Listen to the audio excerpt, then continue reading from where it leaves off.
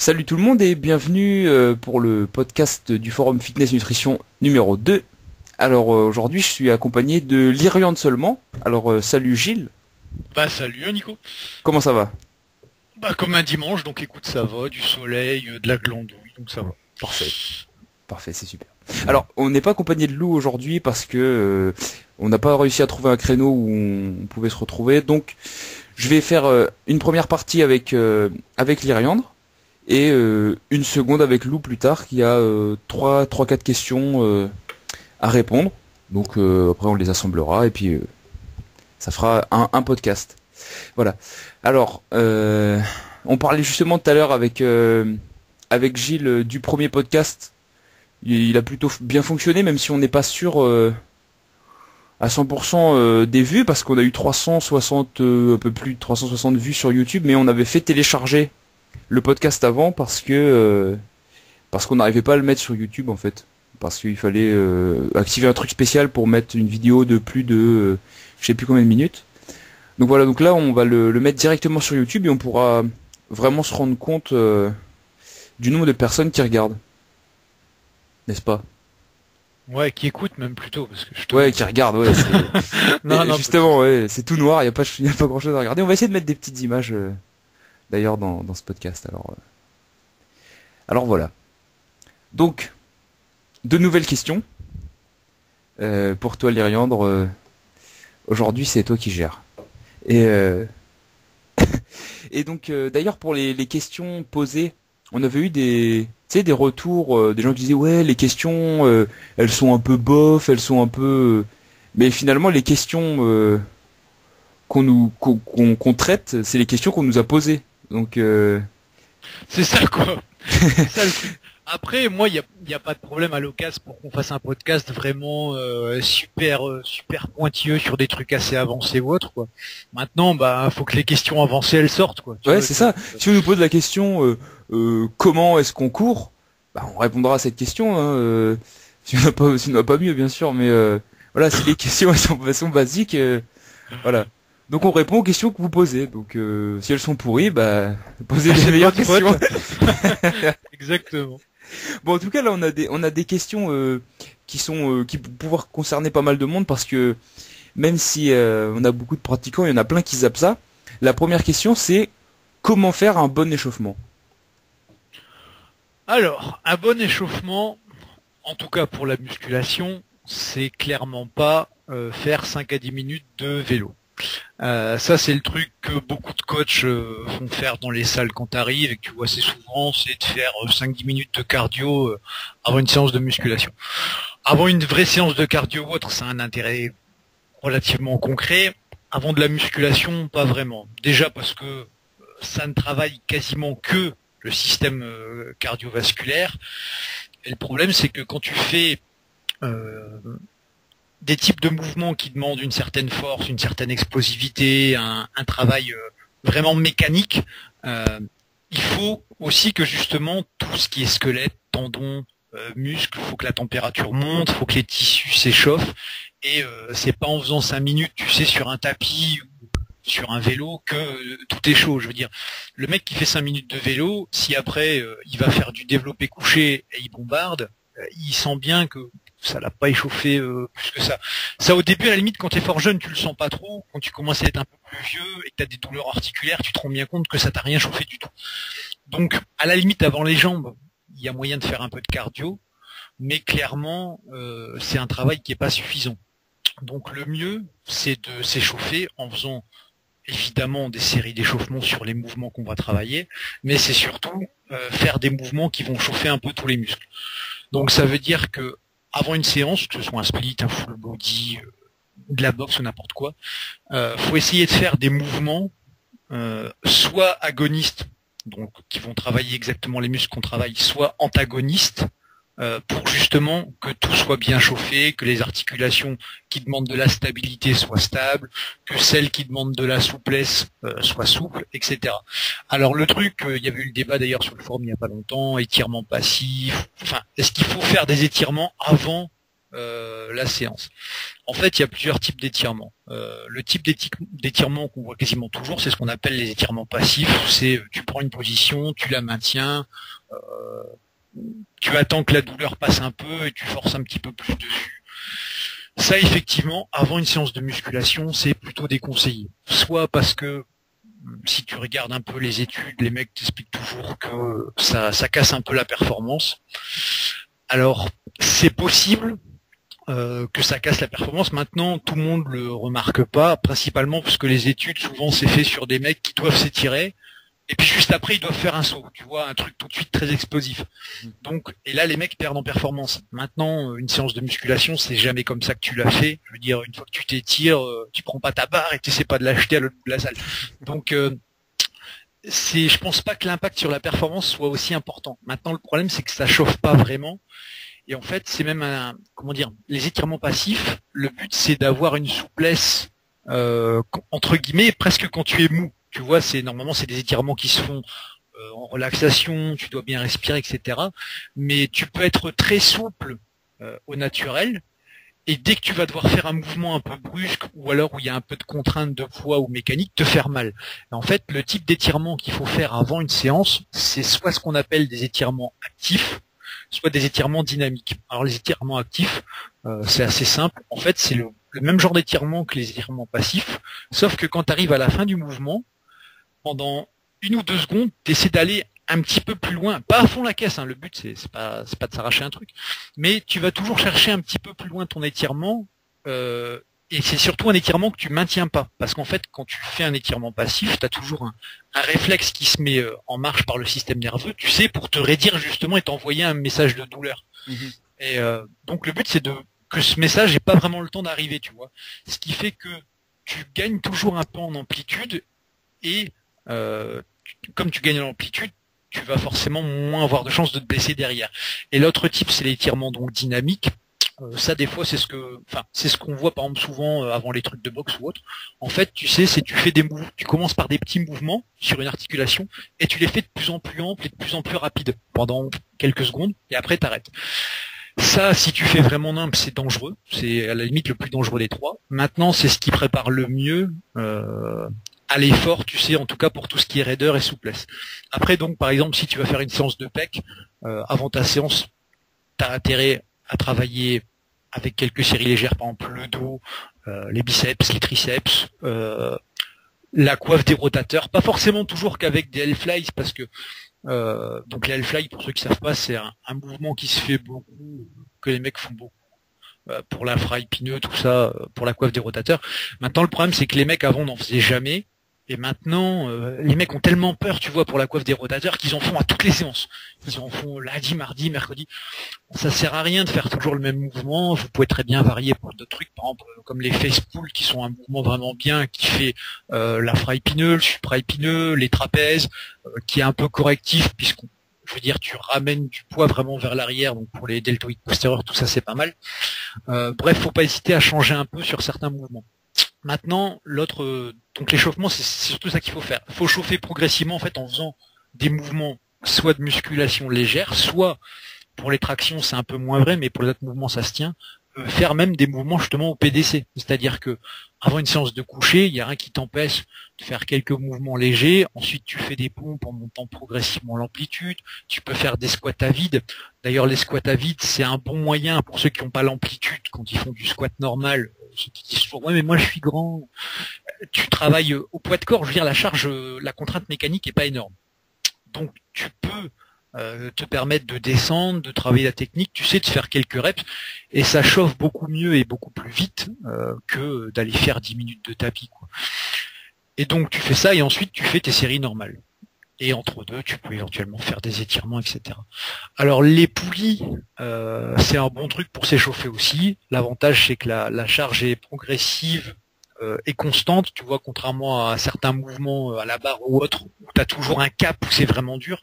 Là, la résistance coulisse bien, donc ça, pour s'échauffer, c'est vraiment pas mal. Maintenant, pour ceux qui n'ont pas de poulie, c'est pas spécialement grave. Par contre, pour l'échauffement, moi, une erreur que je vois très très souvent faite, c'est l'échauffement l'échauffement des mouvements en eux-mêmes. Tu vois, par exemple, si on prend, donc, je vais prendre le développé couché parce que allez, 30% des questions qu'on a, c'est toujours pour les pecs ou les développés couchés. Le développé couché, c'est l'exercice de musculation. Voilà, tu prends un mec qui prend 70 kilos par exemple, et qui fait 10 reps, souvent son échauffement, donc il fait une série à vide, il en fait 20-30, ensuite il fait une série de 15-20 à 40, une série de 15-20 à 50, une série de 12 ou 15 à 60, et en fait les mecs font toujours des séries longues pour toute leur série d'échauffement, et quand ils arrivent à leur série réelle, ils disent putain, je suis claqué, je comprends pas, j'arrive pas à faire plus, ou j'ai fait un peu moins que la fois d'avant, ou je suis fatigué. Et en fait, l'échauffement, c'est vraiment ça. C'est un échauffement. C'est pas la peine d'essayer de faire mieux que la semaine d'avant pour les séries d'échauffement. Donc, tu peux faire une première série, par exemple, à 15, 20 ou même 30 reps. Ça sert à rien de faire des séries de 100. À la fin, tu te retrouves avec une congestion et une brûlure alors que t'as rien commencé, quoi. Ça sert à rien. Tu fais, par exemple, des séries de 20. Donc, tu fais une série, admettons, barre à vide à 20. Ensuite, tu montes à 40 et tu fais une série de 10. Tu vois? Ensuite, tu montes à 60, tu fais une série de 5. Et ensuite, tu prends un repos normal. Déjà, comme tes séries, ça sert à rien d'enchaîner, tu sais, tes séries d'échaud avec 20 secondes entre chaque, quoi. Parce que le muscle, déjà, rien que les cartilages, pour qu'ils soient vraiment chauds, ça dépend des individus, mais il faut à peu près 10 minutes. Donc ça veut dire qu'un bon échauffement, tu devrais jamais être dans tes vraies séries avant d'avoir fait au moins 10 minutes. Okay. Et c'est assez flagrant d'ailleurs quand tu prends des mecs qui font de la force athlétique ou autre, ils font jamais une séance où ils commencent en 5 minutes. Tu vois, les mecs, il leur faut vraiment du temps pour chauffer parce que ce soit le cartilage, le système nerveux ou autre, il leur faut beaucoup de temps.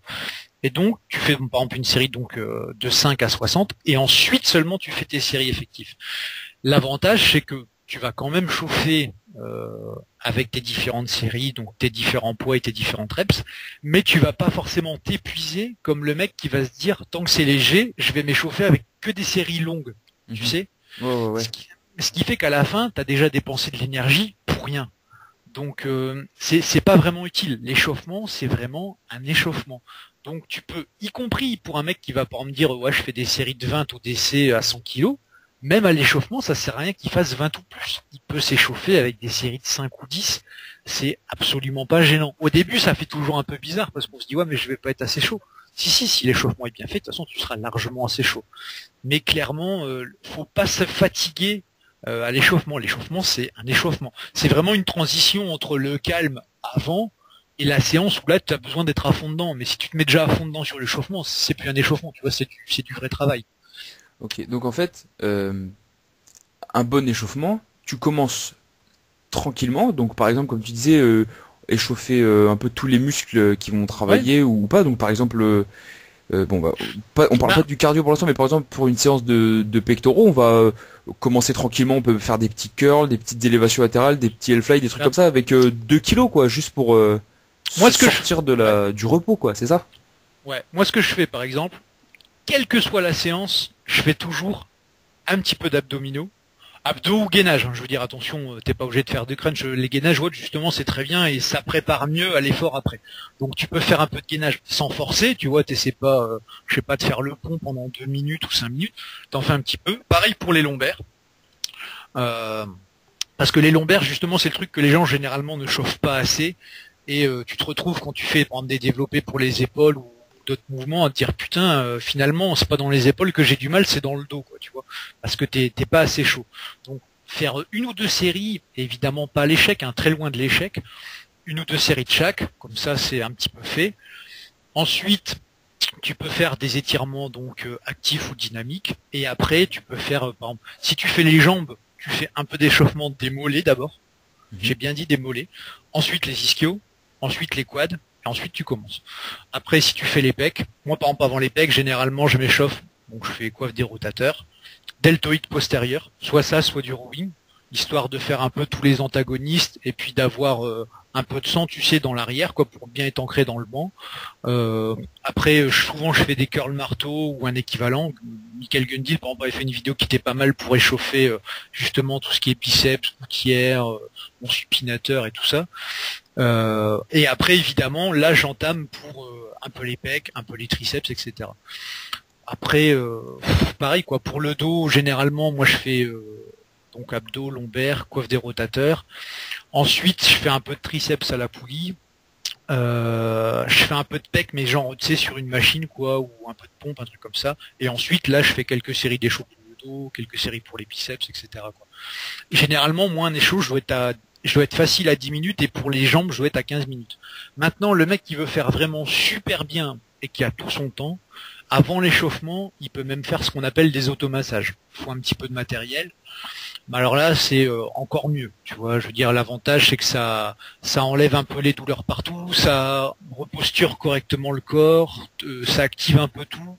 C'est vraiment bien pour commencer la séance. Maintenant, bon, faut un rouleau de massage et il faut du temps. Si t'as pas de temps, bon, c'est sûr qu'on a beau dire que l'échauffement, c'est super important. Si tu sais que t'as 40 minutes devant toi et que tu t'échauffes 30 minutes, même si c'est bien niveau longévité, c'est difficile, tu sais, de se dire, oh, j'ai vraiment fait un truc bien. Non, généralement, t'as envie de faire l'inverse, t'as envie de faire 10-15 minutes d'échaud et 25-30 minutes de séance. Tu vois, c'est un peu logique aussi. Je veux dire, à la base, les gens ils vont pour faire une séance. Donc, si ton échauffement est vraiment trop long, généralement, tu le tiens pas de toute façon. Donc, Ouais, sinon, voilà. il faut, ce soit un échauffement, il faut qu'il soit bien fait, mais il faut pas non plus pousser.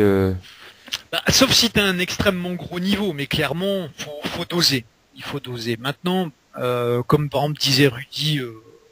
Sur un article justement sur l'échauffement, t'es clairement mieux à perdre 5 minutes de plus pour être bien chaud et à faire un exo en moins, sauf si évidemment tu vas aller faire qu'un exo, mais que de dire allez c'est bon, j'entame ma séance parce que j'ai 50 séries de machin, et puis c'est pas forcément que tu vas forcément te blesser sur la séance en cours, mais c'est qu'à terme, tu sais, tu cumules toujours des petites douleurs de pas t'être assez échauffé, et c'est comme ça notamment que tu peux finir avec des tendinites ou des trucs du genre.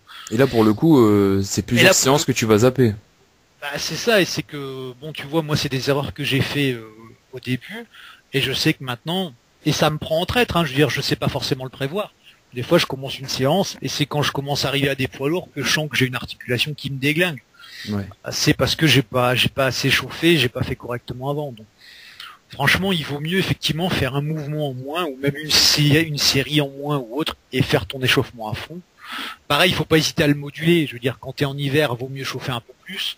Si y a une séance où tu sens que t'es un peu rouillé, bah, prends 5 minutes en plus pour chauffer. C'est pas grave, quoi. Il y a pas le feu. Faut pas hésiter, quoi. Ouais. Faut pas hésiter. Donc, et comme tu disais, pas non plus se suréchauffer finalement. Oui, c'est ça. Faut pas en faire trop. Je veux dire, des fois, tu vois des gens, ils font, je sais pas, du squat à 50 kilos, ils font 10 séries de squat avant. Ça sert à rien. Tu vois. D'accord. Franchement, ça sert à rien. Ok, donc on y va. Normalement, vraiment, je parle avant les séries pour le mouvement que tu vas faire. 1 à 2 séries d'échauffement, déjà, c'est bien, normalement.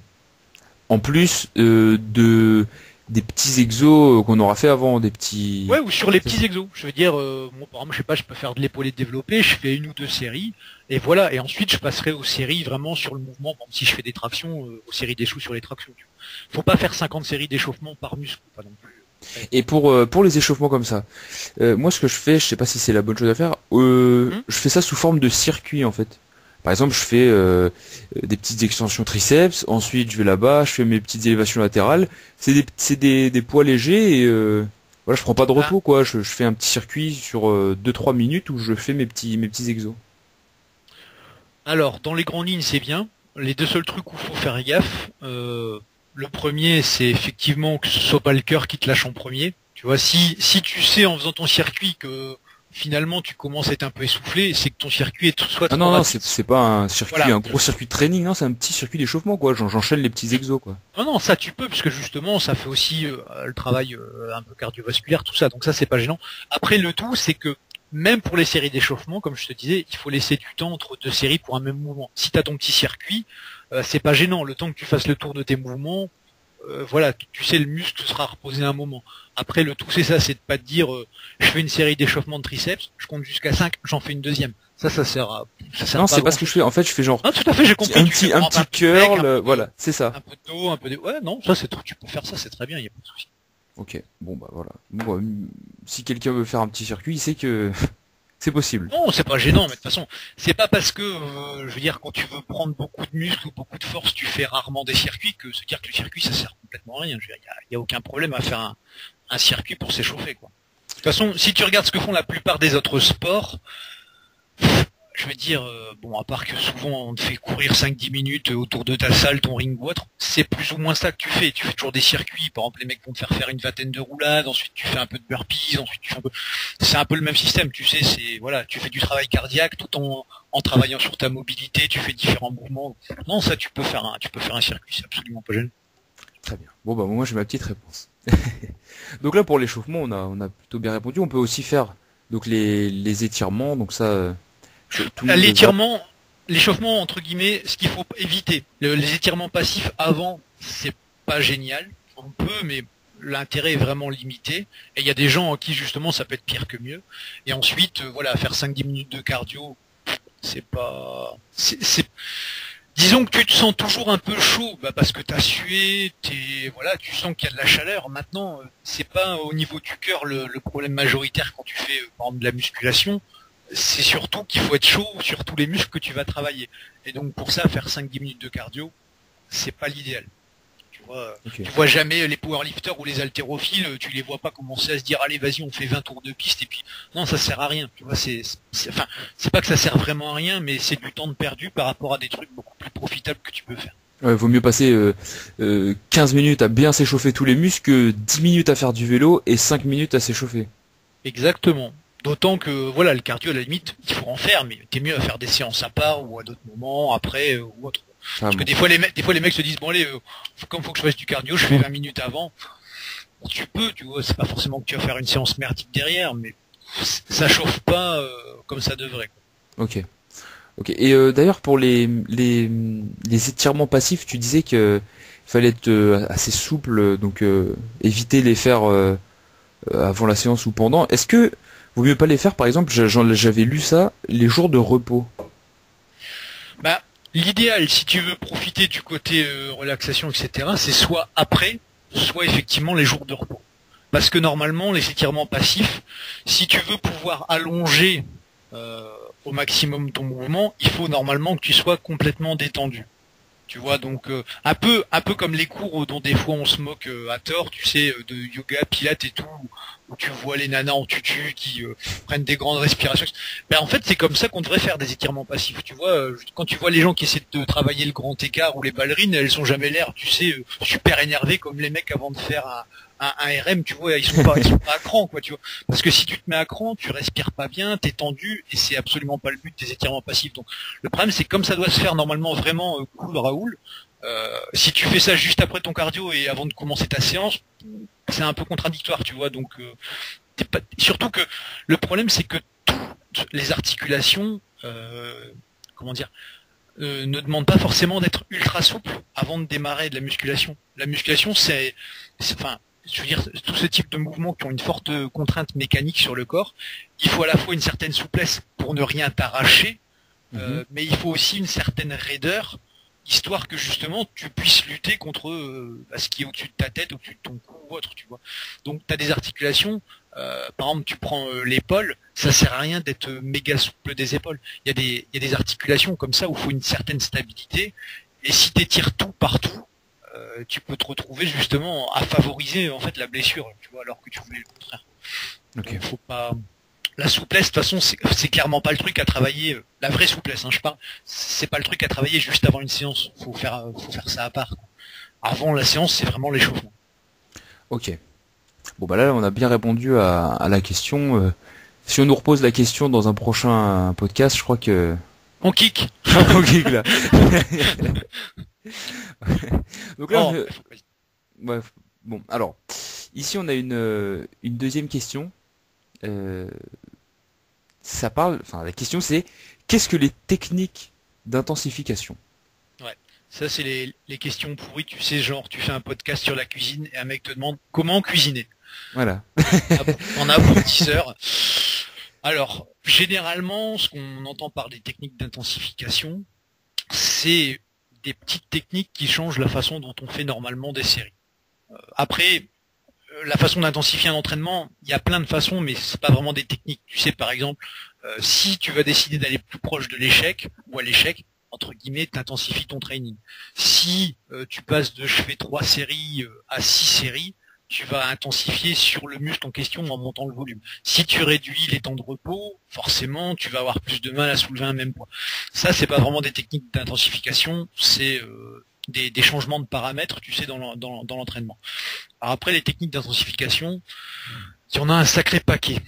On va même sûrement en oublier. Ah oui, je vois. C'est tout ce qui est drop set, upset. En fait, c'est ça. Comme ça. En fait, l'idée à la base et l'intérêt des techniques d'intensification, c'est quand ton entraînement stagne un peu, ou quand tu veux essayer de faire un peu plus, sans rajouter des séries, des exos, etc.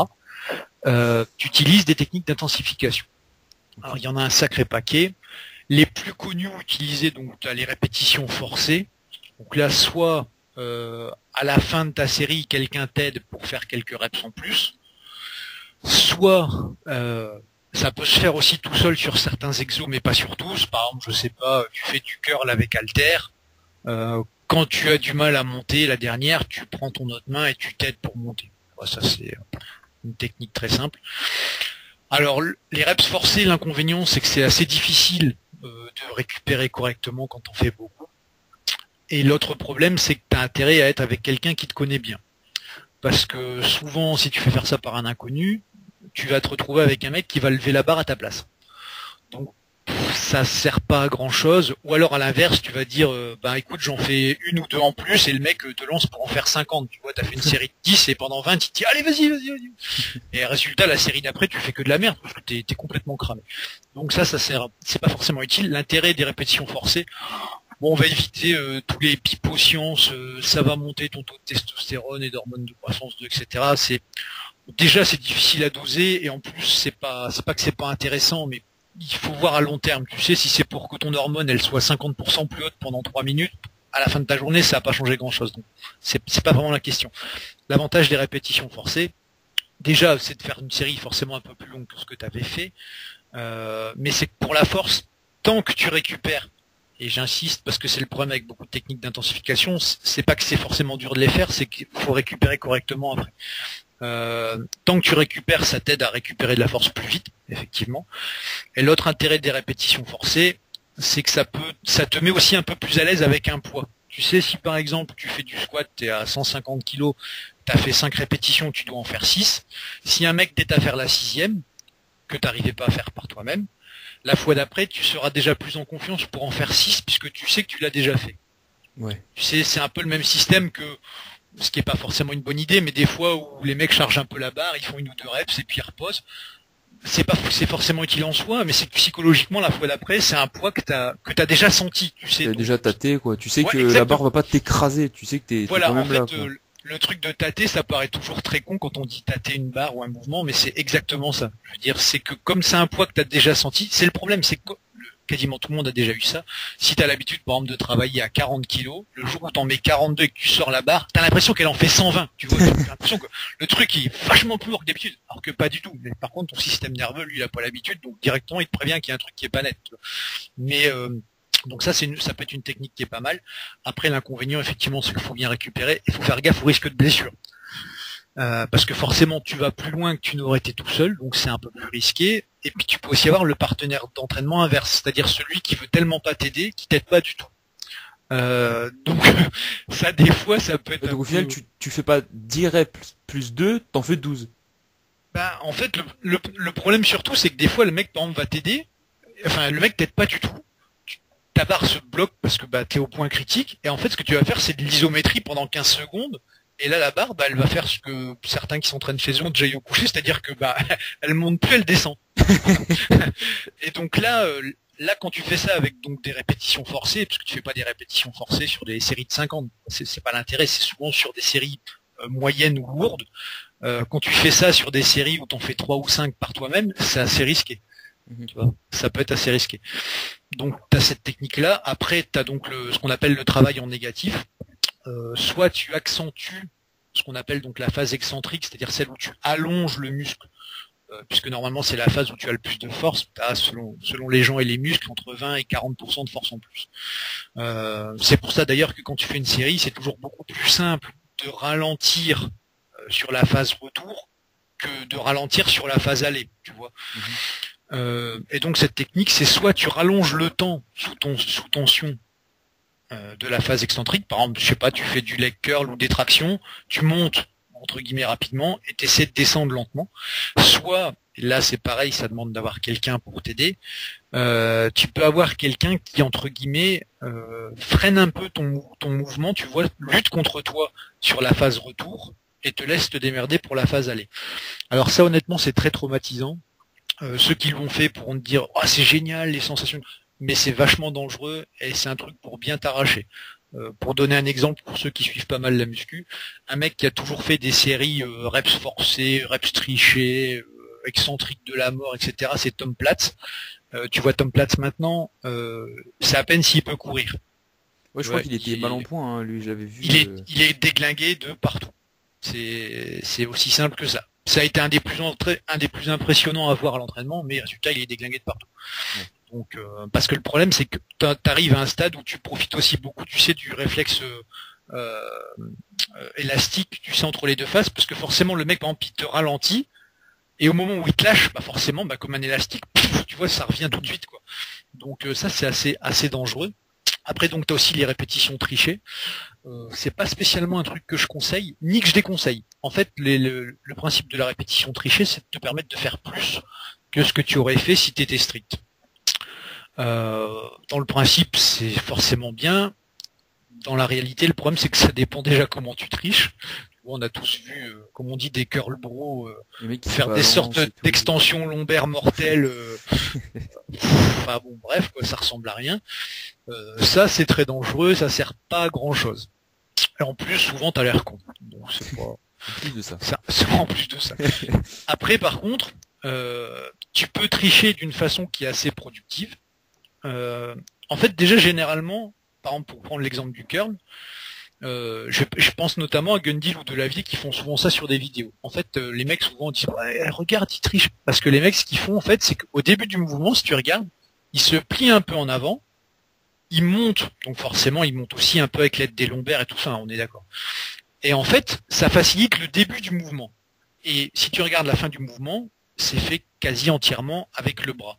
À l'inverse, t'as des mecs qui veulent commencer la répétition stricte, arriver au milieu, ils bloquent, et là tu les vois, tu sais, se pencher en arrière. Ça, c'est le truc à pas faire. C'est-à-dire que tu peux essayer sur certains mouvements de donner un élan dès le début, mais si tu dois le donner au milieu de la répétition, là c'est généralement comme ça que tu te blesses le plus facilement. Après, les répétitions forcées, enfin à tricher, si tu en fais, faut pas que tu doives en faire dès le début de la série. Tu vois, si par exemple tu sais que tu fais 10 répétitions propres, t'en fais 9 ou 10 propres, et là éventuellement t'en fais quelques-unes trichées, mais si tu dois commencer ta série et quand t'es déjà à la deuxième ou la troisième tu triches comme un porc, ouais, c'est que là, y a un problème. Ça sert à rien, effectivement, là ça sert complètement à rien.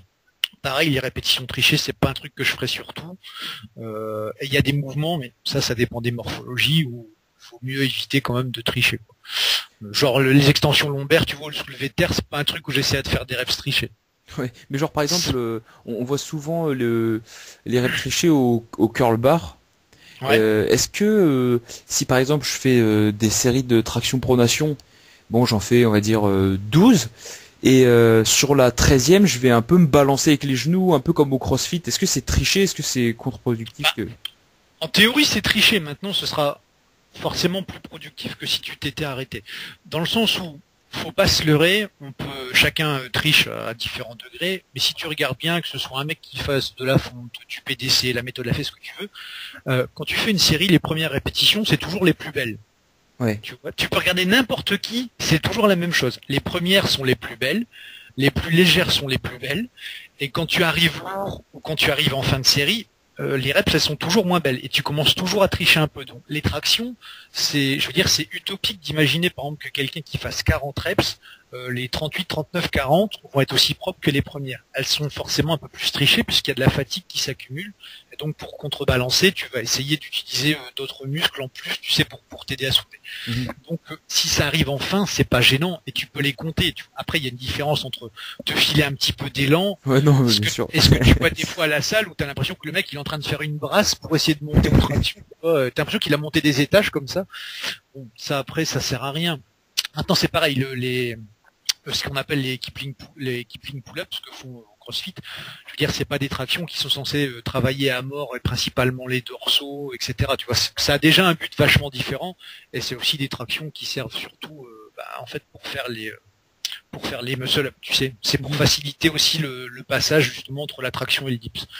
Mais bon, ça c'est autre chose.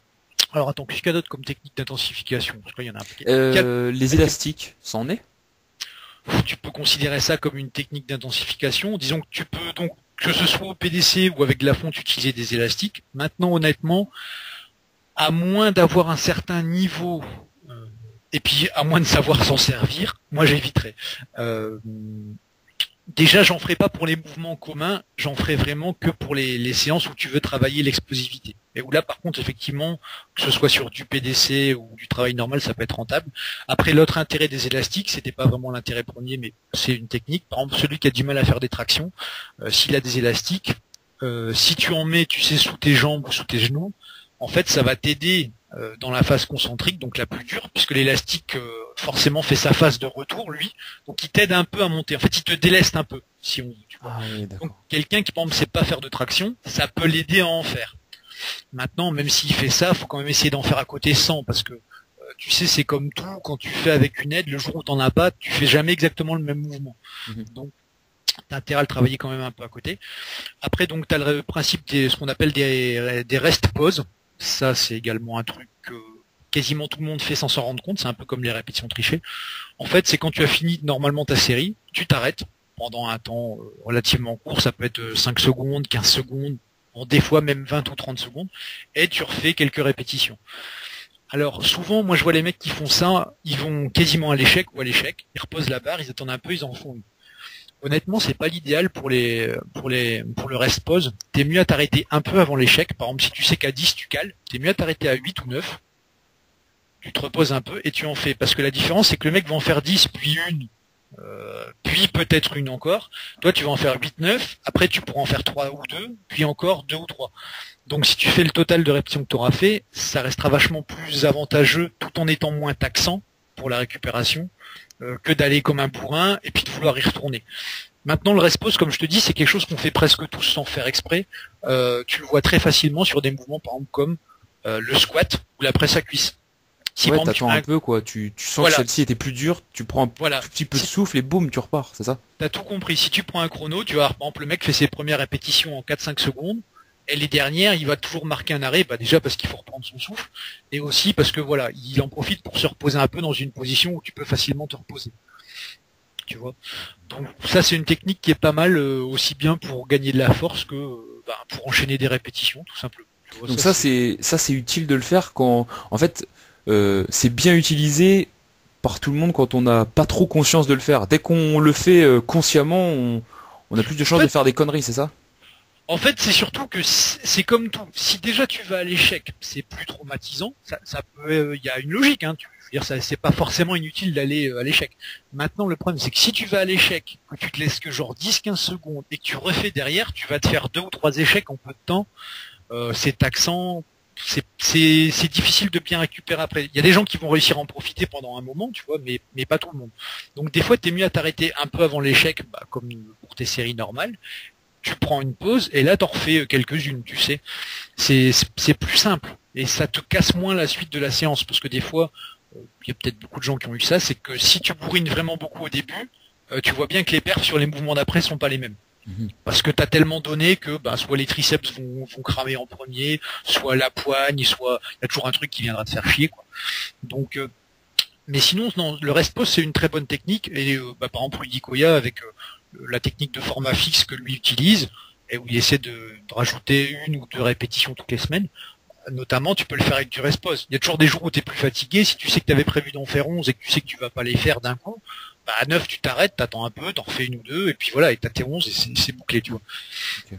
Donc ça c'est pas mal parce que ça permet en fait de rajouter du volume à ce que tu fais, mais sans faire vraiment des séries en plus, tu vois. Donc faut pas les faire. En plus, si tu les fais, tu vas à l'échec. Et là, tu tentes d'en refaire. Tu risques en plus de faire un mouvement dégueulasse en plus de ça.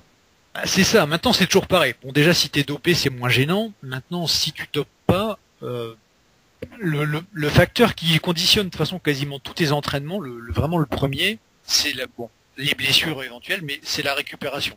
C'est-à-dire que quelqu'un qui récupère super bien, il pourra peut-être faire 2 fois ce que toi ou moi on fait. Parce que comme il récupère, il n'y a pas de problème. Si toi tu récupères pas aussi bien, ça sert à rien d'essayer d'aller à l'échec, faire 20 séries du dégressif, du machin, du bidule. Parce que tout ce que tu vas faire, c'est tu vas te cramer et au bout de 3 semaines, tu régresses. Et c'est le problème que beaucoup de gens ont, tu sais, quand ils font les programmes des magazines ou autres, c'est que finalement, il y a des gens pour qui ça passe pas trop mal, mais il y en a d'autres pour qui c'est tellement chargé, puisque justement là-bas c'est fait pour des mecs chargés, que tu tiens pas, et à la fin tu te dis putain j'ai fait 4 fois mon programme, bah j'ai pas progressé quoi. C'est aussi, tu vois, parce que les mecs essaient de faire trop de trucs, genre je vais à l'échec, je fais ci, je fais ça, que des fois tu peux voir et pas forcément des jeunes, hein, même des mecs qui ont entre guillemets une certaine pratique, qui vont me dire bah moi je faisais 80 kilos couché en janvier, on est en décembre, je fais 80 kilos. Ouais. Parce que t'as passé toute ton année à essayer de faire 100 000 trucs différents, t'es fatigué, mais tu progresses pas. Ouais, trop d'entraînement flingue l'entraînement. Hein. Bah c'est ça, après bon, t'as l'inverse aussi, t'as les mecs qui font une série, qui disent oh, c'est bon, j'ai fait ma série, j'ai bien récupéré, mais bon, après faut qu'il y ait un stimulus, enfin, tu sais, faut quand même qu'il y ait un certain challenge quoi. Ouais, c'est sûr, mais bon, faut pas trop pousser le truc à vouloir faire des milliers de techniques d'intensification, au final on se crame totalement. Ouais, c'est ça. Donc après, qu'est-ce qu'on pourrait encore ajouter? Donc t'as les drop sets, c'est ça? Ouais, donc voilà, t'as les dégressives. Ça, c'est une technique qui peut être utilisée aussi assez facilement. Donc tu fais ta série normale. Quand tu l'as fini, tu réduis le poids. Alors là, il y a 50 écoles, mais moi je trouve généralement que 30% c'est pas mal. Après, des fois, tu vois la tchatch, tu sais, t'enlèves un disque, tu refais, t'enlèves un disque, tu refais. Bon, tu peux, maintenant 30%, moi ça me paraît pas trop mal parce que la dégressive, si c'est pour en refaire une ou deux derrière, enfin, pour moi ça sert à rien. Tu vois, si c'est pour rajouter 2 répétitions, bah à ce niveau-là, tu fais du rest pause. Tu vois, Ouais. Donc la dégressive, l'intérêt, c'est d'enlever du poids, de pouvoir en faire, on va dire, au moins 4, tu vois, 4 ou 6. Et éventuellement, tu peux faire une deuxième décharge. Donc le dégressif, l'idéal, c'est d'en faire une ou deux. Tu peux évidemment toujours en faire plus, hein, tu verras. Moi, je l'ai déjà fait, hein, c'est rigolo. Tu mets toute la pile pour faire des extensions à la poulie, puis t'en enlèves 2, puis t'en enlèves une, puis t'en enlèves une, t'en enlèves une. Tu fais une série qui dure 5 minutes, c'est rigolo, tout le monde te regarde, mais bon, concrètement, ça change pas forcément grand-chose. Maintenant, c'est pareil, ça peut assez cramer. Le dégressif, en fait, pour moi, c'est une technique que je trouve qui est vraiment sympa. Maintenant, l'inconvénient, enfin, je le ferai pas sur des mouvements où tu sais que, comment dire, je le ferai pas en fait sur des mouvements pour des points faibles. Parce que par exemple, si t'as les triceps en point faible, souvent les gens vont dire justement ah bah moi je vais faire des dégressifs, c'est le bon plan. Maintenant le problème c'est que si c'est ton point faible, donc par exemple le jour des pecs ou des épaules, c'est lui qui fatigue en premier, que tu fais une série de dégressifs, donc bah il va être encore plus fatigué. Et puis t'en refais une deuxième, donc il est encore plus cramé le premier. Donc, il est complètement cramé. C'est pas dit que la séance d'après t'auras récupéré. Ce qui fait qu'après tu fais ta séance de triceps et tu te rends compte que bah, le poids monte pas non plus. Mais t'as forcé parce que tu voulais qu'il monte, et du coup t'arrives à ton autre séance de pec, et ben ça monte pas parce qu'il est encore. Et tu sais c'est une spirale. Donc, ouais, tu lui mets un trop gros coup dans la gueule quoi, ton muscle. Voilà, donc ça faut doser. De toute façon c'est ce que Gundil expliquait. Si tu regardes bien, très souvent, quand tu fais vraiment une super séance, tu sais la séance où t'arrives et t'as l'impression qu'on t'a déroulé le tapis roulant, c'était plus facile. Tu t'étais dit je vais essayer d'en faire une de plus, t'en as fait 4 en plus, enfin la totale. Généralement la séance d'après du genre que tu fais, elle est merdique. Parce que justement, t'as tellement pu te donner que la fois d'après, t'as pas complètement récupéré. Donc ça arrive assez souvent. Après, comme autre méthode, qu'est-ce que t'as qui est assez souvent utilisé? Donc t'as ce qu'on appelle les supersets, voire les trisets. Alors après tu peux faire tant que tu veux. Donc là en fait l'idée c'est d'enchaîner 2 mouvements à la suite, ou 3 ou 4. L'inconvénient c'est que parfois ça finit en travail cardiaque plus qu'autre chose, puisque t'es complètement essoufflé. Maintenant, l'inconvénient de ce genre de truc, c'est que soit tu fais ce qu'on appelle des supersets antagonistes. Donc là l'idée c'est d'alterner du travail pour 2 muscles qui sont justement antagonistes, donc on va dire opposés. Par exemple, tu fais une série de pecs que tu fais suivre d'une série de rowing. L'avantage, c'est que ça te fait gagner du temps à l'entraînement, puisque soit t'enchaînes les deux, puis tu prends une pause. Donc là, tu peux, mais généralement le deuxième mouvement souffre un peu, puisque t'es déjà un peu essoufflé. Soit tu fais, par exemple, admettons que d'habitude tu prennes 2 minutes entre toutes tes séries, tu fais une série de pecs, tu prends 1 minute de repos, tu fais une série de rowing, tu prends 1 minute de repos, tu fais une série de pecs, ce qui fait que si tu regardes le temps total de ton entraînement, il va baisser quand même. Puisque forcément, tu zappes profites. un repos, quoi. En fait, tu zappes une partie du repos, mais tu le zappes pas complètement non plus. Donc là-dessus, tu peux déjà, donc ça c'est pas mal pour les mecs qui ont pas beaucoup de temps pour s'entraîner, ça c'est un peu une des questions après, ça peut permettre de gagner pas mal de temps. L'avantage aussi, c'est que tant que c'est pas trop lourd, ça t'aide aussi un peu à la récup, puisque par exemple, pendant que tu fais tes triceps avec, je sais pas, le développé épaule, tes biceps, il y a du sang qui passe dedans, ils s'étirent, ils se contractent, donc ça permet un peu, tu sais, d'enlever une partie des déchets qu'il y a dedans. C'est pareil quand tu fais les épaules, par exemple des élévations, si tu veux récupérer un peu plus vite, tu peux très bien faire des tractions ou même juste suspendre à la barre fixe, ce qui fait que un peu les déchets métaboliques qui sont accumulés dans tes épaules, tu sais, s'en vont. Alors que des fois le problème c'est que tu fais les élévations latérales et même quand tu fais du rest pause, tu sens que tu sais aller tenir vers le bas, en fait ça brûle tout seul, tu vois. Et donc ça c'est le problème, c'est que des fois même entre tes séries tu poses les haltères et tu dis putain mais ça continue à me brûler, ça fait chier quoi, parce que tes bras ils sont vers le bas, tu vois. Donc ça peut être une technique pas mal. Après deux pour le même muscle, le problème, moi j'aime pas, maintenant il y a des gens qui s'en sortent très bien. Le problème je trouve c'est extrêmement difficile de doser. Et idéalement d'ailleurs faudrait faire, si tu fais un superset donc pour le même groupe, faut faire en second l'exercice où tu serais mécaniquement le plus fort. C'est-à-dire par exemple, sauf si tu triches vraiment beaucoup, au curl incliné, normalement tu mets moins lourd qu'au curl normal. Et au curl normal, sauf si tu as un gros retard au niveau long supinateur et tout ça, normalement tu mets un petit peu moins que ce que tu peux mettre au curl marteau. Donc tu as plutôt intérêt à en pas faire d'abord du curl incliné et ensuite de faire du curl normal que l'inverse. Parce que si tu fais le curl normal, que tu es crevé avec tes 20 kilos et que tu passes à l'incliné tu vas vraiment faire rien. Ouais. Donc maintenant le superset, moi pour le même groupe je suis pas fan. Maintenant il y a des gens à qui ça réussit très bien. Dans le même qui s'en approche, donc en autre technique, tu as ce qu'on appelle la pré-fatigue et la post-fatigue. La pré-fatigue, c'est tu fais un mouvement d'isolation pour un groupe musculaire que tu veux vraiment travailler avant le mouvement normal, donc souvent un mouvement composé. Par exemple, tu fais des écartés couchés avant de faire du développé couché. Et la post-fatigue, c'est l'inverse. C'est tu fais par exemple du développé couché et après tu essayes d'achever tes pecs avec de l'écarté couché. Alors globalement, la post-fatigue marche souvent beaucoup mieux que la pré-fatigue. Parce que le problème de la pré-fatigue, c'est que si par exemple tes pectoraux sont en point faible, si tu fais l'écarté d'abord, bon, c'est bien, tu vas les isoler peut-être un peu plus. Le problème, c'est que quand tu vas arriver au développé couché, comme ils sont cramés, nerveusement, tu sens presque, tu sais qu'ils n'arrivent pas à se contracter. Parce que le circuit nerveux, il est cappuccino, quoi, il est cramé. Du coup, c'est les triceps qui vont prendre le relais. Et du coup, entre guillemets, l'écart continue à se creuser, c'est-à-dire que tes triceps, ils travaillent encore plus, mais comme c'est ton point fort, ils prennent encore plus, et les pecs pas. La post-fatigue, ça se fait un peu moins, puisque genre tu vas faire ta série de développé couché, tes triceps effectivement vont faire le plus gros du travail, donc ils seront cramés à la fin de ta série, comme tes pecs partiellement ou totalement, et ensuite tu repars sur les pecs. Donc là, tu as déjà un peu plus de chance de pouvoir faire progresser. Maintenant, l'un comme l'autre, franchement, c'est difficile de donner une vision précise parce que ça dépend vraiment du cas par cas, ça dépend du pratiquant, ça dépend de beaucoup de choses. C'est des techniques que tu peux pas recommander pour tout le monde. Tu vois, faut essayer. C'est le seul truc pour voir, c'est qu'il faut vraiment essayer. Ok, donc, de toute façon, les techniques d'intensification, c'est pas s'il y a des débutants ou des gens qui ont un entraînement qui se passe très bien. À la rigueur, ils sont pas obligés d'en mettre dans leur entraînement. Exactement. Après, une autre technique qui est pas forcément de l'intensification, mais qui est une technique qu'il faut utiliser, même si ça paraît toujours pas bien de le faire, et que plus tu as un niveau avancé, plus tu as intérêt à le faire, c'est faire du partiel. Puisqu'au début on dit toujours oui, le mieux c'est de travailler un muscle sur toute son amplitude articulaire, etc. Ce qui est vrai. D'ailleurs, même si tu fais du partiel, tu as intérêt à toujours garder des séries en entier, parce que si tu fais que du partiel, tu as des chances de perdre de la souplesse. Donc maintenant, l'avantage du partiel, c'est que tu élimines souvent déjà les parties du mouvement où ton muscle travaille le moins, donc celui où il se repose, ce qui fait que tu le travailles et tu le fatigues beaucoup plus vite.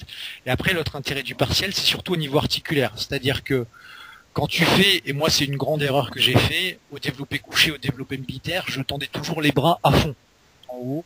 Je l'ai fait longtemps. Résultat, mes coudes ont moyennement apprécié dans la durée. À l'inverse, je connais des mecs qui donc faisaient du couché en faisant du partiel. Déjà, l'avantage, c'est que ça localise beaucoup plus sur les pecs.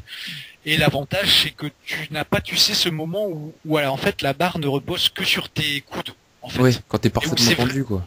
Bah parce que quand t'es parfaitement tendu, à la fin, c'est pas tes muscles qui retiennent le poids, c'est ton système osseux, tes ligaments, tes tendons. Donc, tu peux t'abîmer à terme. Donc, des fois, il y a des mouvements où il faut pas hésiter à faire du partiel. Pareil, si par exemple tu fais du curl pour les biceps, que tu sens que sur la première moitié, tout ce que tu travailles, c'est l'avant-bras. Si tu as le biceps en point faible, ça sert à rien de faire le mouvement en entier. T'es mieux à le faire en partiel, à sentir le muscle que tu veux travailler, et après, plus tard éventuellement, tu rallonges l'amplitude articulaire, quoi. Mais sinon, le partiel, c'est un truc qui a complètement sa place. Et donc, pour rejoindre le partiel, une dernière technique qu'on va faire, parce que alors, sinon on en a pour 3 heures. T'as également donc ce qu'on appelle la tension continue. Ça se prête pas à tous les mouvements. En fait, généralement, la tension continue, ça marche très bien pour les mouvements où justement, comme par exemple le squat. Le squat, quand tu es tout en haut du mouvement, il y a presque pas de difficulté. Tu sais, le plus dur, c'est le cap un petit peu au-dessus de la parallèle, ou un peu en dessous si tu fais du complet. Mais c'est vraiment, tu sais, le milieu du mouvement qui est difficile. Ouais, une fois que t'es un peu remonté, ça y est, quoi. Ça... Voilà, c'est pareil au développé couché. Contrairement, par exemple, de l'extension poulie, où là, le plus dur, c'est d'arriver vraiment à la fin de ton mouvement, tu vois. Donc, les mouvements où, quand tu verrouilles, il y a presque plus de difficultés, tu peux faire ce qu'on appelle la tension continue. C'est-à-dire, tu ne vas pas chercher la contraction extrême, tu t'arrêtes avant. Des fois même, tu vas pas chercher l'étirement extrême non plus. Et donc, comme ton muscle ne se repose pas, un peu comme quand tu fais des abdos, la brûlure et la congestion, tu sais, viennent beaucoup plus vite. Donc ça, c'est vraiment pas mal pour travailler ce genre de mouvement, en flinguant en plus beaucoup moins les articulations. Puisque forcément, si tu fais ça, tu vas aussi mettre beaucoup moins lourd. Celui qui fait du squat à 120 kg, s'il remonte pas tout en haut et qu'il descend pas tout en bas, il va vite voir qu'à 120 kg, il fera jamais ce qu'il faisait avant. C'est sûr. T'as intérêt à prendre beaucoup moins. Donc ça, c'est une autre technique qui peut être vraiment pas mal, y compris justement pour des points faibles. D'accord. Puisque là, que ce soit le sang ou les sensations, ils sont entre guillemets obligés d'être dans la zone que tu veux travailler. Tu vois, ça peut pas être transféré ailleurs. Donc ça, c'est vraiment pas mal. Maintenant, normalement, la tension continue, c'est pas un truc qui se fait super lourd. Mais ça, c'est comment? Dans l'optique prise de muscle, vaut mieux faire cette technique, par exemple au squat. Vaut mieux faire cette technique d'intensification ou vaut mieux faire le truc en complet? Tu peux maintenant, moi perso, je conseillerais plutôt en complet, parce que la tension continue, si tu fais ça au squat, t'as intérêt à avoir quelqu'un derrière toi et quelqu'un qui te connaît bien, parce que, comme je te dis, c'est justement comme par exemple aux abdos, c'est que ça va tellement t'asphyxier le muscle que tu es jamais certain de pouvoir faire la répétition d'après, tu sais. Ah, ça prévient pas, quoi. Là, elle passe, mais d'un seul coup, c'est terminé. Quand ça dit stop, c'est... Voilà, d'autant que tu prends par exemple la presse à cuisse ou le squat ou même le soulevé de terre, la respiration, tu sais, tu as toujours bien le temps d'inspirer, de bloquer, d'expirer, que quand tu fais des répétitions entre guillemets partielles, tu sais, où tu bouges sur 20 ou 30 cm, c'est difficile d'inspirer, bloquer, expirer, tu vois c'est vrai que tu respires pas finalement, ou très très mal. En fait, c'est ça le problème, c'est que tu respires mal, et donc des fois tu peux te retrouver à ce que ce soit la respiration qui te bloque en premier, quoi. Maintenant, par exemple, sur des machines ou sur d'autres trucs, ça peut être vraiment pas mal. Okay. Ça, genre au PEC, tu vois, sur une machine ou des trucs du genre, c'est vraiment pas mal. D'accord. Je pense que pour les techniques, c'est pas mal, on en a fait. Ah là, il y a une sacrée liste. Bah, du coup, on en vient à la troisième question. On va la faire rapidement parce que sinon, ça va aller vite. Ce podcast, il va durer 2 heures. Et tu sais, la prochaine question, tu vois, dans le podcast, ça sera comment faire de la musculation et bien. Voilà. Et là, on va faire un podcast de 5 heures encore. On fera un téléthon. Alors là, la question, ça va être rapidement fait. Comment on rattrape un point faible? Alors, écoute, Michael Gundy a fait un super résumé dans un bouquin, et finalement, il est tellement bien fait que c'est difficile de pas le pomper. Tu vois, tellement il est bien fait. Donc, le plus simple, c'est de regarder au niveau de la méthode de Lavier, où c'est très bien expliqué. Maintenant, dans les grandes lignes. Rattraper un point faible, il y a plusieurs façons de voir un point faible. T'as donc le vrai point faible, c'est-à-dire celui sur lequel tu as vraiment mis beaucoup d'efforts et ça vient pas. Et après, tu as le point faible que tu n'as jamais fait. Ça arrive notamment souvent, par exemple, avec les mollets. Tu trouves plein de gens qui te disent oh putain les mollets, je fais n'importe quoi, ça prend pas. Et tu demandes donc aux gens, bah pour les mollets tu fais quoi? Et là on te dit toutes les semaines je fais 2-3 séries. Ouais, forcément, tu vois, ça va pas venir. Donc t'as le point faible que tu travailles jamais. Par exemple, les mecs qui vont dire ouais moi les tractions je suis vraiment nul, et tu dis bah tu fais combien de séries? J'en fais pas, je suis nul. Ouais, bah voilà. Si t'en fais pas, que t'es nul, tu vas rester nul. Ça, y a pas de miracle, tu vois. Donc t'as donc ce qu'on peut appeler les faux points faibles. Après, il y a des points faibles où tu peux avoir un muscle assez développé, mais où proportionnellement à sa taille, t'as pas beaucoup de force. Donc ça c'est plus un point faible au niveau du système nerveux qu'au niveau du muscle en lui-même, tu vois. Parce que tu peux avoir justement un muscle que tu gonfles très facilement, mais qui est pas très fort. Ça peut se tenir, ça peut être une question de levier, il peut y avoir plein de raisons. Après donc là t'as le point faible où au niveau des tendons t'as une mauvaise attache. Par exemple t'as les mollets très courts ou ton biceps il est très court, etc. Ça malheureusement tu peux pas y faire grand chose. Enfin plutôt tu vas pouvoir faire comme partout ailleurs, mais il faut te dire que les résultats vont être très lents. Ça si t'as les muscles au niveau des muscles et des tendons, si t'es mal réparti, c'est pas que t'es foutu, mais effectivement tu vas devoir bosser beaucoup. Maintenant le problème des points faibles, c'est que souvent, moi y compris, on a tous fait ou presque l'inverse de ce qu'on devrait faire. C'est-à-dire par ego, souvent, un muscle que tu sens pas, tu te dis bon ce que je vais faire, je vais l'entraîner plus lourd. Et je vais faire des techniques d'intensification, il va prendre tout ce qui me passe par les mains, reps forcés, négatives, triceps, machin. Et résultat, comme on dit, ça sert à rien, parce que le problème c'est que soit le muscle au départ a du mal à se contracter, parce que tu as du mal à le sentir. Ça peut arriver fréquemment, par exemple au dorsaux. Il y a des gens à qui ça peut arriver au biceps, au triceps. Bon, genre les abdos, ça arrive rarement, mais même les abdos, je veux dire, ça pourrait arriver. T'as des gens des fois qui font, même en faisant des crunchs, ils se disent, écoute, franchement, je sens presque rien, quoi.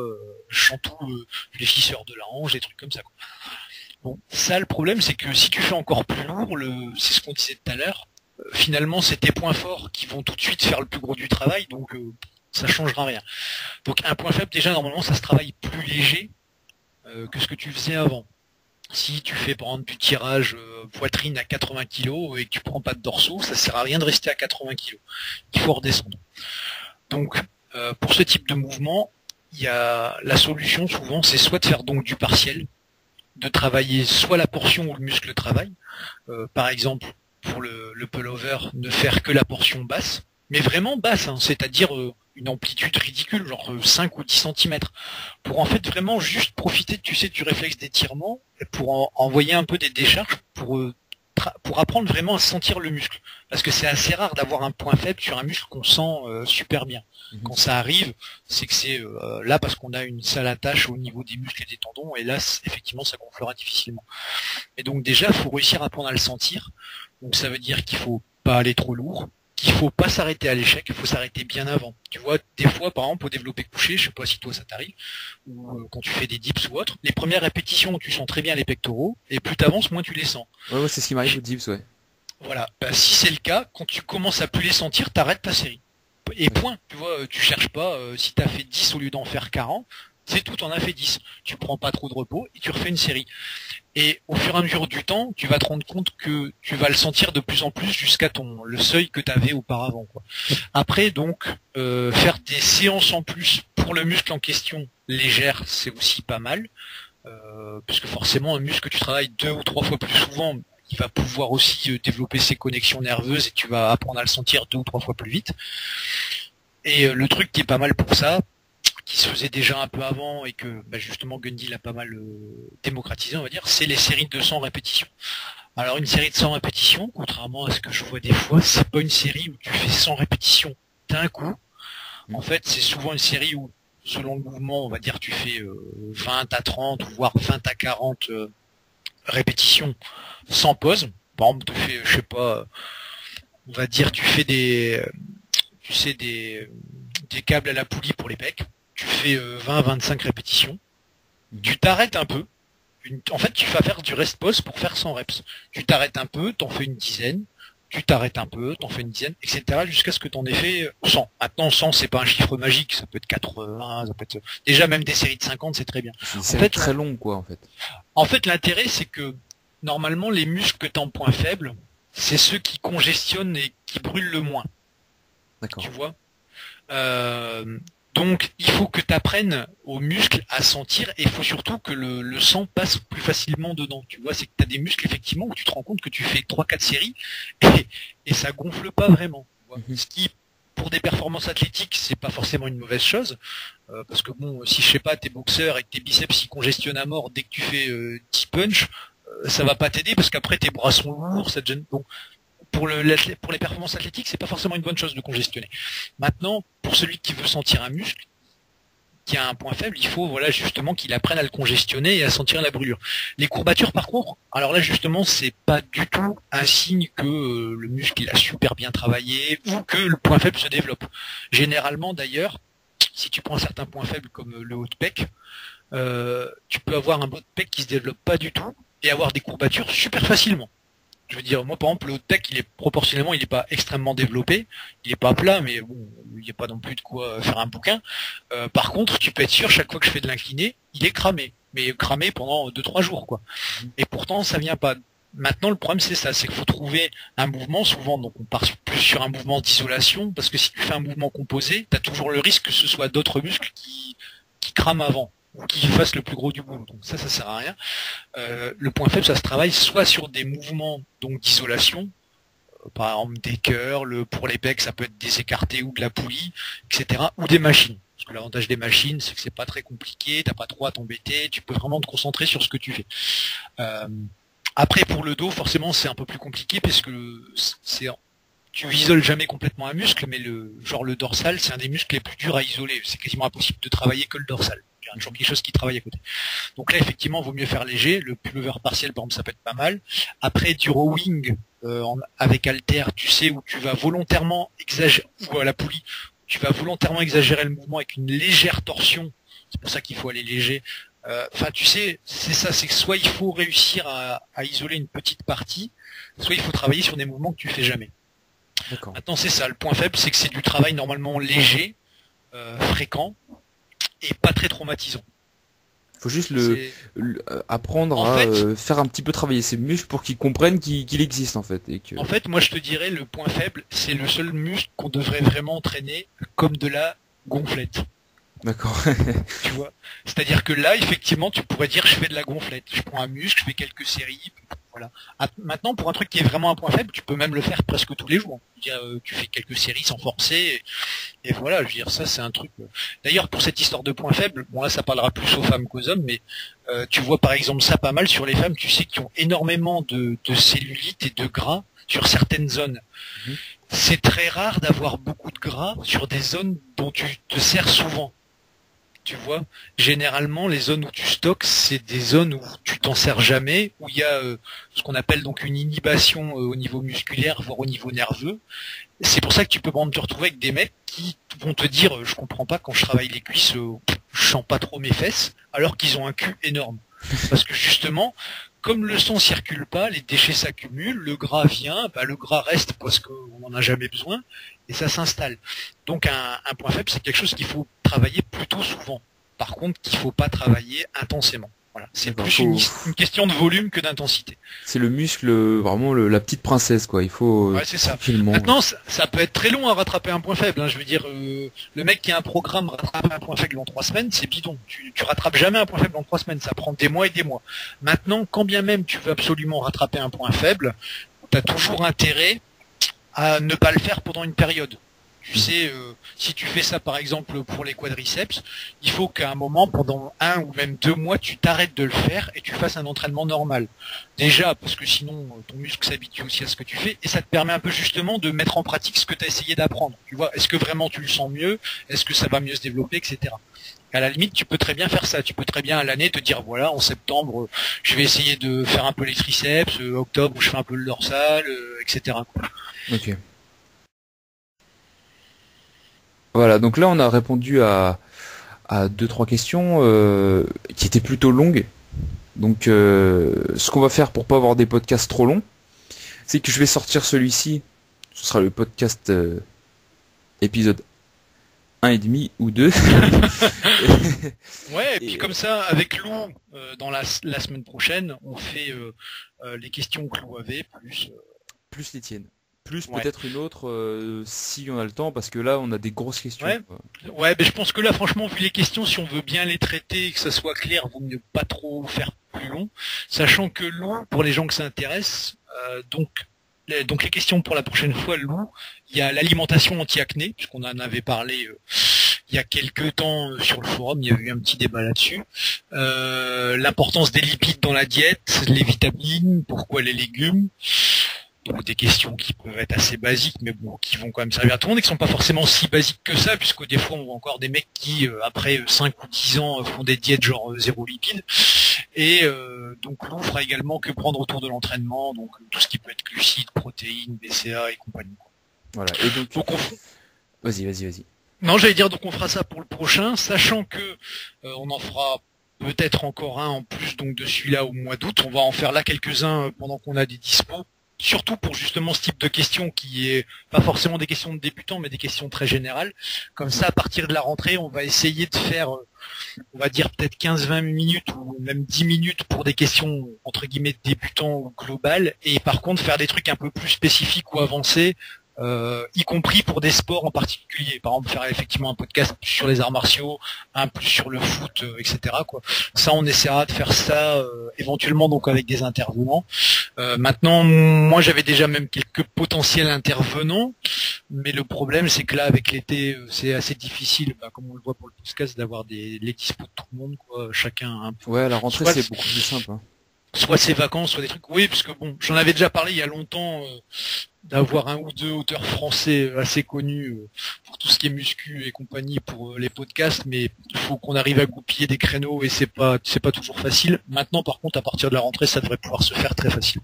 Et ça, ce sont les surprises qu'on n'annonce pas encore. Hein. Bah oui, forcément. D'ailleurs, ce pauvre Nico ne sait même pas encore de qui je parle. Et non, absolument pas. Même si tu avais quand même parlé de quelques noms. Ah ouais. J'ai quelques noms. Et non, mais ça pourrait être très sympa. Donc voilà, on fera ça, sachant que si on a des invités assez connus, on fera le même système qu'on fait là, c'est-à-dire qu'on vous préviendra un peu avant, vous poserez des questions donc sur le forum, et entre guillemets, on choisira les meilleurs, voire une débile exprès, et puis ah oui, il nous faut la direct. D'ailleurs, il faudrait qu'on le fasse une question débile à la fin de chaque podcast, ça pourrait être bien marrant. Pourquoi pas. Je suis sûr qu'on aurait plus de propositions de questions débiles que de questions intéressantes. Ça c'est possible. Après, le problème c'est que tout le monde ferait pas forcément exprès, mais c'est possible. Et du coup, il y en aurait un qui aurait posé une question vraiment sincère. Elle serait sélectionnée dans la catégorie débile de la semaine et peut-être qu'il serait vexé, donc il va falloir y réfléchir. Ouais. Bah, ça marche. Bon, en tout cas, n'hésitez pas pour les questions. Même si ça concerne des méthodes, je sais pas, qui sont pas forcément appréciées de tout le monde, comme la méthode Lafay. Faut vraiment pas hésiter. Franchement, les questions et les podcasts, ils sont vraiment ouverts à tout le monde. C'est ça. Même si vous avez des questions plutôt spécifiques au sport, dans ce cas-là, mettez-les de côté, gardez peut-être pour plus tard, mais... Non, mais faut pas hésiter. Pareil pour mesdames, on a quand même quelques femmes, quelques filles sur le forum. Si vous avez des questions, faut pas hésiter non plus. C'est pas réservé aux poilus, comme on dit. Surtout aux poilus. Donc voilà. Non, faut pas hésiter. Voilà, on fera un prochain podcast rapidement alors. Bon bah salut à tous et à la prochaine alors. Ouais, allez, bon dimanche, ciao.